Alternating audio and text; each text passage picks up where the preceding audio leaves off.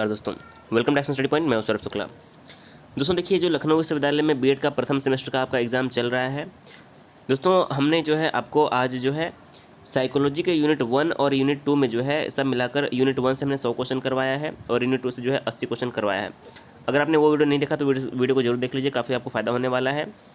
और इसके अलावा जो आपका यूनिट 3 और 4 बचता है उसके भी जो है हम आपके 100 क्वेश्चन या 50 क्वेश्चन करवा देंगे और पूरा जो है आपका जो है ये सब्जेक्ट कवर हो जाएगा और आपके जो है 100% क्वेश्चन जो है इसमें से फंस जाएंगे।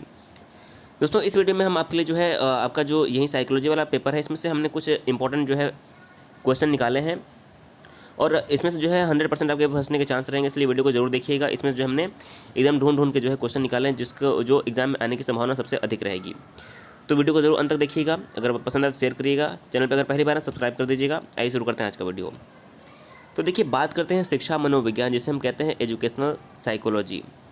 सबसे पहला आपका प्रश्न यहाँ से ये बनने की संभावना रहेगी कि शिक्षा मनोविज्ञान यानी कि एजुकेशनल साइकोलॉजी की उत्पत्ति कब से मानी जाती है। तो देखिए 100% ये क्वेश्चन आने की संभावना रहेगी। तो आपका आंसर क्या हो जाएगा कि जो शिक्षा मनोविज्ञान है इसकी उत्पत्ति 1900 से जो है मानी जाती है। कब से? 1900 से मानी जाती है। आपका एक क्वेश्चन तो यहीं बन गया। इसका प्रारंभ जो है रूसो के समय से माना जाता है। और जो शिक्षा मनोविज्ञान का केंद्र कौन है? तो शिक्षा मनोविज्ञान का जो केंद्र होता है वो बालक होता है, यानी कि चाइल्ड होता है।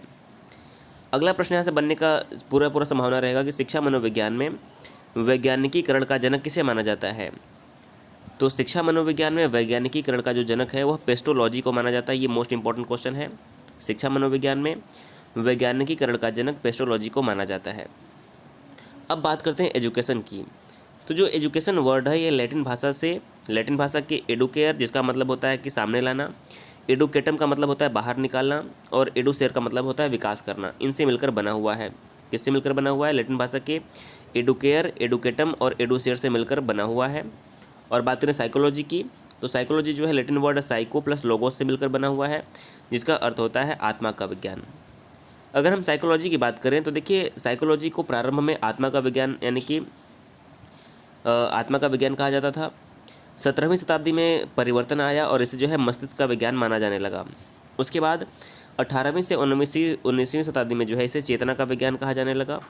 और वर्तमान में मनोविज्ञान को जो है जो हमारा वर्तमान में जो साइकोलॉजी है उसे व्यवहार का विज्ञान जो है माना जाता है। किसे? व्यवहार का विज्ञान माना जाता है। 1912 में जेबी वॉटसन ने मनोविज्ञान को व्यवहार का निश्चयात्मक विज्ञान बताया था। जेबी वॉटसन ने 1912 में मनोविज्ञान को व्यवहार का निश्चयात्मक विज्ञान बताया था। और देखिए ये आपका जो कोट है बहुत इंपॉर्टेंट है कि शिक्षा मनोविज्ञान शैक्षणिक विकास का क्रमबद्ध अध्ययन है। शिक्षा मनोविज्ञान शैक्षणिक विकास का क्रमबद्ध अध्ययन है, किसने कहा था? तो ये कहा था स्टीफन ने। देखिए ये बहुत ही इंपॉर्टेंट कोट है, 100% आने का चांस रहेगा कि शिक्षा मनोविज्ञान शैक्षणिक विकास का क्रमबद्ध अध्ययन है। अब देखिए यहाँ पर एक और यहाँ पर बनता है कुछ इंपॉर्टेंट कोट्स जो है यहाँ पर कथन है, इनको आप जरूर याद रखिए। इनमें से जो है पूरी आने की संभावना रहेगी। तो एक पहला प्रश्न ये बनता है कि शिक्षा मनोविज्ञान की औपचारिक आधारशिला किसने रखी थी।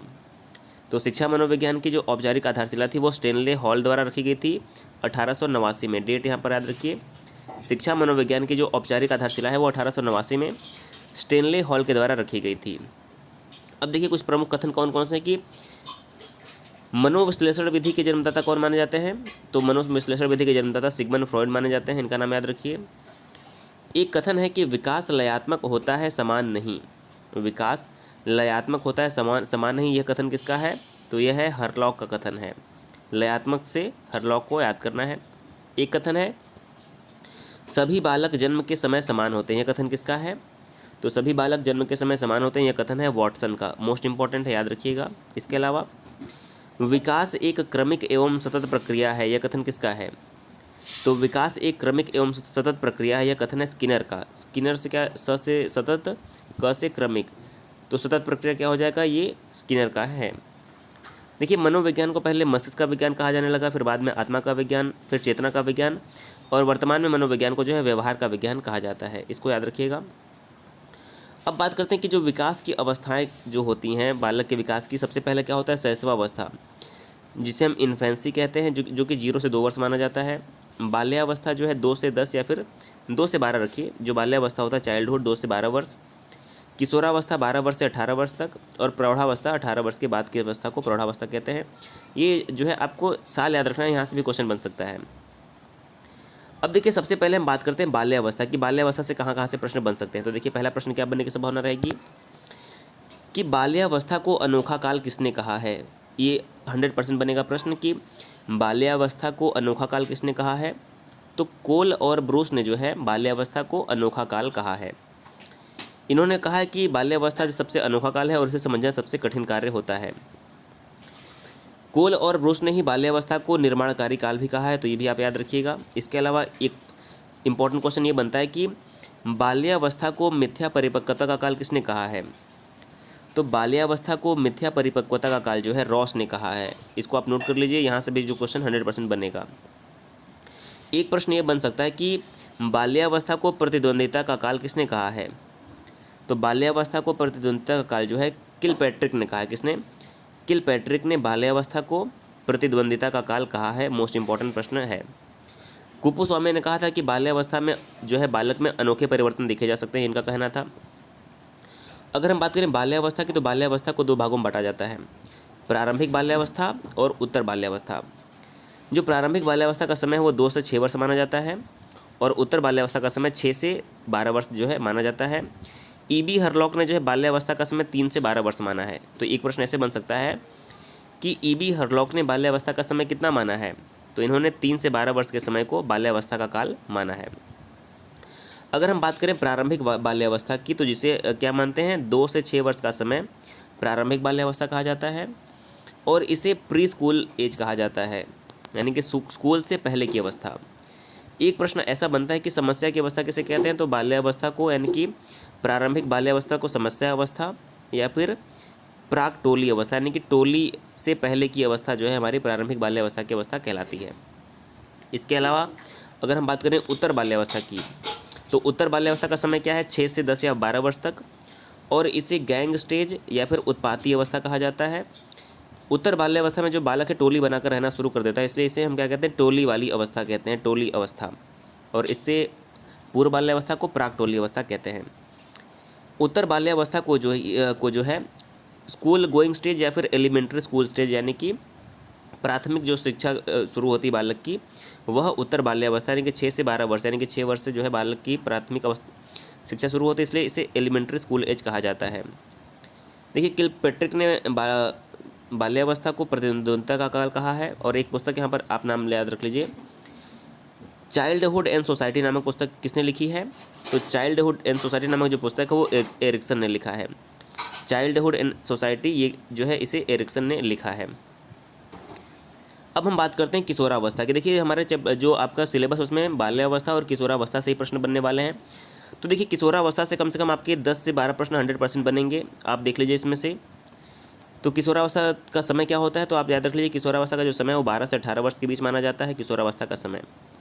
और किशोरावस्था को परिवर्तन का काल कहा जाता है, बसंत का काल कहा जाता है, और अप्रसन्नता का काल कहा जाता है। देखिए 3 यहाँ पर आपका प्रश्न यहीं से बन जाएगा कि किस काल को परिवर्तन का काल कहा जाता है, तो किशोरावस्था को।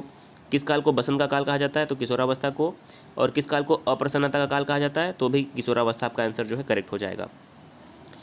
किशोरावस्था जो है अंग्रेजी के एडोलेसेंस का हिंदी रूपांतरण है। एक तो प्रश्न ये बनेगा कि एडोलेसेंस का हिंदी रूपांतरण क्या होता है, तो किशोरावस्था होता है।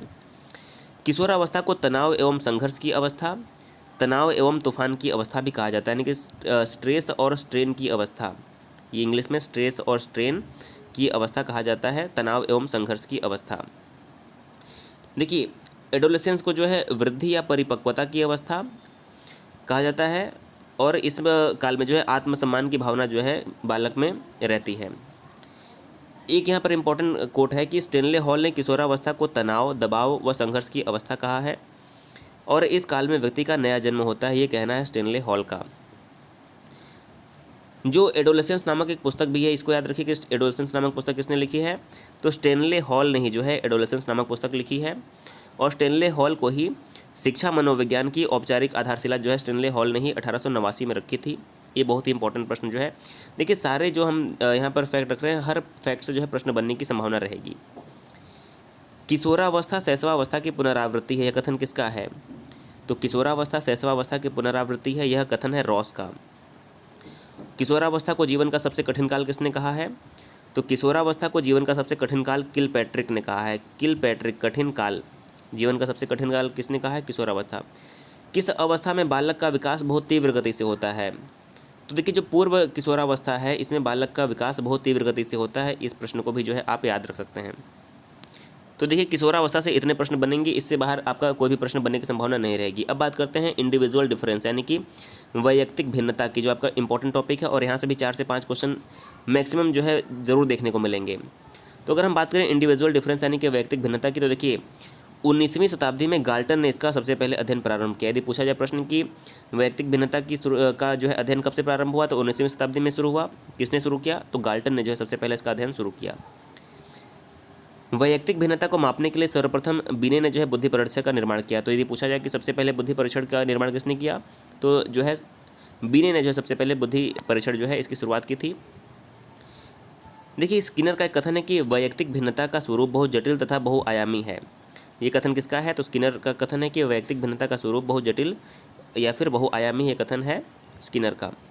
और एक प्रश्न यहाँ से और बनता है कि जो वैयक्तिक भिन्नता वाले जो छात्र होते हैं उनके लिए एक जो शिक्षण की विधि है वो है डाल्टन विधि, और इसकी शुरुआत किसने की थी? तो पार्कहर्स्ट ने जो है डाल्टन विधि की शुरुआत की थी। तो देखिए, इस वीडियो में हमने कुछ मोस्ट इंपॉर्टेंट टॉपिक के बारे में डिस्कशन किया। अगर वीडियो आपको पसंद आता तो ज़रूर शेयर करिए, और अगर आप ऐसे वीडियो और देखना चाहते हैं तो चैनल को सब्सक्राइब कर दीजिए। आपका जो यूनिट 3 और 4 का जो बचा हुआ है MCQ आपको जो है कल 100% देखने को मिल जाएगा, और निश्चित तौर पर जो है आपको इसी वीडियो से जो है मैक्सिमम क्वेश्चन आपको सारे क्वेश्चन एग्जाम में देखने को मिल जाएंगे।